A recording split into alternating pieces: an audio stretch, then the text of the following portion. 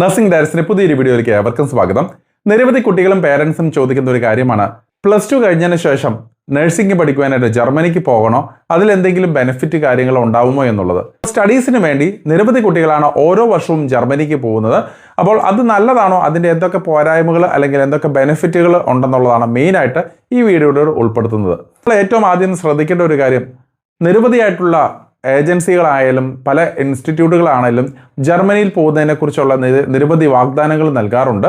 Free ആയിട്ട് തന്നെ nursing പഠിക്കാം, അതുപോലെ തന്നെ പഠനത്തോടൊപ്പം തന്നെ സ്റ്റൈഫൻഡ് കിട്ടും. അപ്പോൾ അങ്ങനെ നിരവധിയായിട്ടുള്ള ഓപ്ഷൻസ് അവർ നൽകാറുണ്ട്. അപ്പോൾ അതിൻ്റെ അകത്ത് വാസ്തവം എന്താണെന്നുള്ളത് മനസ്സിലാക്കേണ്ടതായിട്ട് വരിക. ഇപ്പോൾ ജർമ്മനിയിൽ നഴ്സിംഗ് പഠിക്കുവാനായിട്ട് ഓസ്ബിൽഡിംഗ് എന്ന് പറഞ്ഞിട്ടുള്ളൊരു കോഴ്സാണ് നമ്മൾ വരുന്നത്. അപ്പോൾ ഓസ്ബിൽഡിംഗ് പറയുമ്പോഴത്തേക്കും അതൊരു 3 വർഷത്തെ ഡിപ്ലോമ കോഴ്സായിട്ടാണ് ഉണ്ടാവുക. ഇപ്പോൾ കേരളത്തിൽ നോക്കിക്കഴിഞ്ഞാൽ അല്ലെങ്കിൽ ഇന്ത്യയിൽ നോക്കിക്കഴിഞ്ഞാൽ ഒരു ജനറൽ നഴ്സിംഗ് പോലെയുള്ള ഒരു ഡിപ്ലോമ കോഴ്സാണ് അവിടെ ഓസ്ബിൽഡിംഗ് എന്ന് പറയുന്നത്. അപ്പോൾ നമ്മൾ ജർമ്മനിയാണ് മെയിനായിട്ട് ഫോക്കസ് ചെയ്ത് പോകുന്നതെങ്കിൽ തീർച്ചയായിട്ടും നല്ലൊരു ഓപ്ഷൻ തന്നെയാണ്. പക്ഷേ അതിൻ്റെ അകത്ത് വരുന്ന ഒരു പ്രശ്നം എന്താണെന്ന് വെച്ച് കഴിഞ്ഞാൽ, നമുക്ക് ജർമ്മൻ ലാംഗ്വേജ് പഠിച്ച് മുന്നോട്ട് വരണം എന്നുള്ളതാണ്. പലപ്പോഴും കാണുന്ന ഒരു കാര്യം, A1 A2 B1 B2 തുടങ്ങിയ 4 ലെവൽ ഓഫ് എക്സാംസ് ആണ് നമ്മൾ പാസ്സാകേണ്ടതായിട്ട് വരിക. A1 A2 കമ്പാരിറ്റീവ്ലി ഈസിയസ്റ്റ് ആയിട്ടുള്ള അല്ലെങ്കിൽ കുറച്ചും കൂടി ഈസി ആയിട്ടുള്ള ഒരു ലെവലാണ്. പക്ഷേ B1 കുറച്ച് ടഫാണ്, B2 എന്ന് പറഞ്ഞാൽ വളരെയധികം ടഫാണ്. അതുപോലെ തന്നെ ഈ B2 ലെവൽ പാസ്സാകുന്നതെന്ന് പറഞ്ഞാൽ ഏകദേശം 10% ആ ഒരു റേഞ്ചിലാണ് മിക്കവാറും തന്നെ പാസിംഗ് പെർസെൻറ്റേജ് കാണാറുള്ളത്.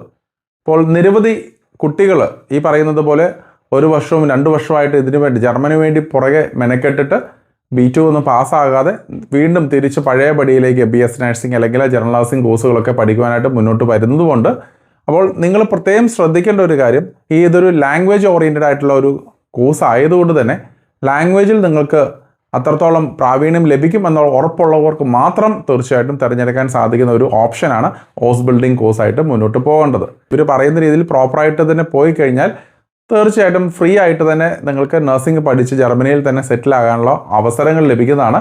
പക്ഷേ വാസ്തവം എന്താണെന്ന് പറഞ്ഞാൽ, നിരവധി കുട്ടികളാണ് ജർമ്മൻ പാസ്സായിട്ടും ഈ പറയുന്നത് ഓസ്ബിൽഡിങ്ങിന് വേണ്ടി വെയിറ്റിംഗ് ലിസ്റ്റായിട്ട് നിൽക്കുന്നത്. കേരളത്തിൽ നിന്നും നിരവധി കുട്ടികൾ +2 കഴിഞ്ഞതിന് ശേഷം കഴിഞ്ഞ വർഷങ്ങളൊക്കെ +2 കഴിഞ്ഞ് B2 പാസ്സായി നിൽക്കുന്ന നിരവധി കുട്ടികളുണ്ടെന്നും കൂടെ മനസ്സിലാക്കുക.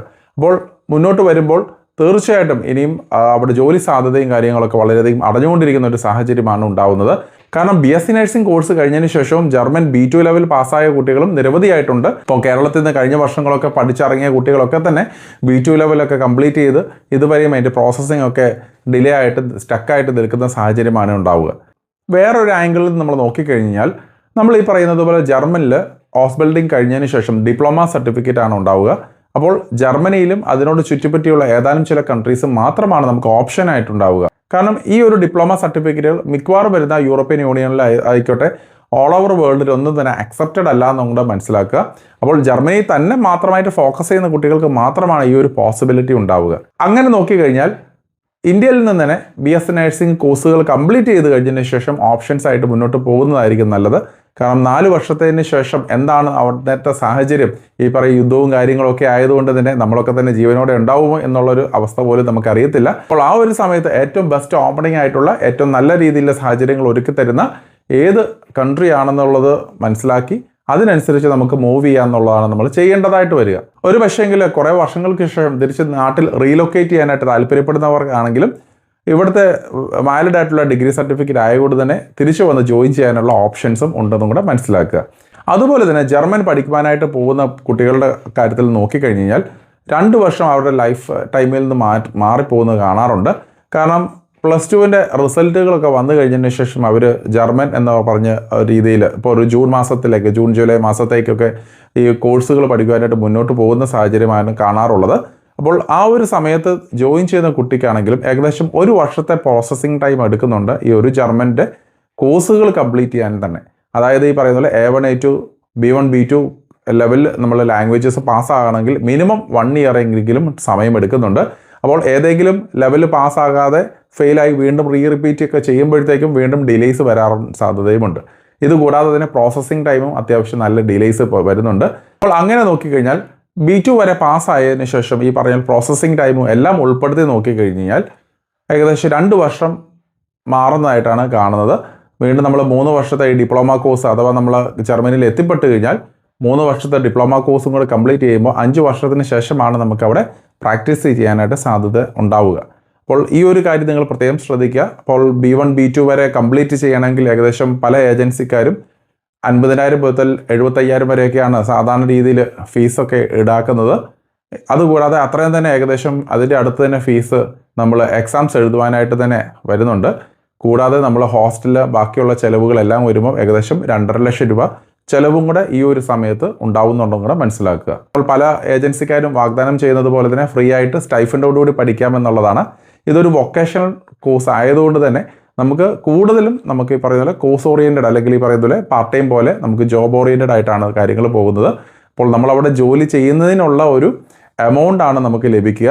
അത് മാത്രമല്ല ജർമ്മനിയിൽ എന്ന് പറയുമ്പോൾ ഇത് കഴിഞ്ഞതിന് ശേഷം നിങ്ങൾക്ക് വർക്ക് വിസയിലേക്ക് അല്ലെങ്കിൽ ജോലിക്ക് വേണ്ടി കയറുന്ന സമയത്ത് ഏകദേശം 40% മുകളിലാണ് അവിടുത്തെ ടാക്സ് വരുന്നത്. അതായത് ഒരു 3 ലക്ഷം രൂപ സാലറി ഉണ്ടെന്നുണ്ടെങ്കിൽ ഏകദേശം 1.25 ലക്ഷം രൂപയാണ് കയ്യിൽ കിട്ടുക. അതിൻ്റെ അകത്തുനിന്ന് വേണം നിങ്ങളുടെ ഭക്ഷണവും താമസവും ബാക്കിയുള്ള ചിലവുകളും നമ്മൾ കണ്ടെത്തുവാനായിട്ട്. അപ്പോൾ ഈ കാര്യങ്ങളും കൂടെ നമ്മൾ വ്യക്തമായിട്ട് മനസ്സിലാക്കുക. ജർമ്മനി നല്ലൊരു കൺട്രി തന്നെയാണ്, മോശമായിട്ടൊന്നുമില്ല.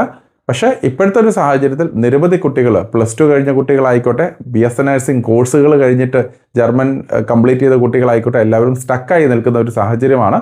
ഇതാണ് ഏകദേശം ഇപ്പോഴത്തെ റിയാലിറ്റി. അത് നിങ്ങളും വ്യക്തമായിട്ട് മനസ്സിലാക്കേണ്ടതായിട്ടുണ്ട്. പല ഏജൻസികളും പല വാഗ്ദാനങ്ങളും നൽകി കുട്ടികളെ ഈ പറയുന്ന പോലെ ട്രെയിനിങ്ങിന് വേണ്ടി അട്രാക്റ്റ് ചെയ്യുന്ന സാഹചര്യങ്ങളാണ് ഇവിടെ കാണാറുള്ളത്. അവർ നല്ല രീതിയിൽ വളർന്നുകൊണ്ടിരിക്കുകയാണ്. ഇപ്പോൾ ഉദാഹരണം പറഞ്ഞാൽ ഒരു കുട്ടിയുടെ ഏകദേശം 75,000 രൂപ ആവറേജ് ഒരു ഫീസായിട്ട് അവർ ഈടാക്കുകയാണെങ്കിൽ 100 കുട്ടികളുടെ 75 ലക്ഷം രൂപയാണ് ആ ഒരു ഇൻസ്റ്റിറ്റ്യൂട്ടുകാർക്ക് ലഭിക്കുക. അപ്പോൾ 100 കണക്കിന് കുട്ടികൾ വരുമ്പോൾ തീർച്ചയായിട്ടും അവരുടെ ഒരു ഇൻകം നല്ല രീതിയിൽ കൂടുന്നുണ്ട്.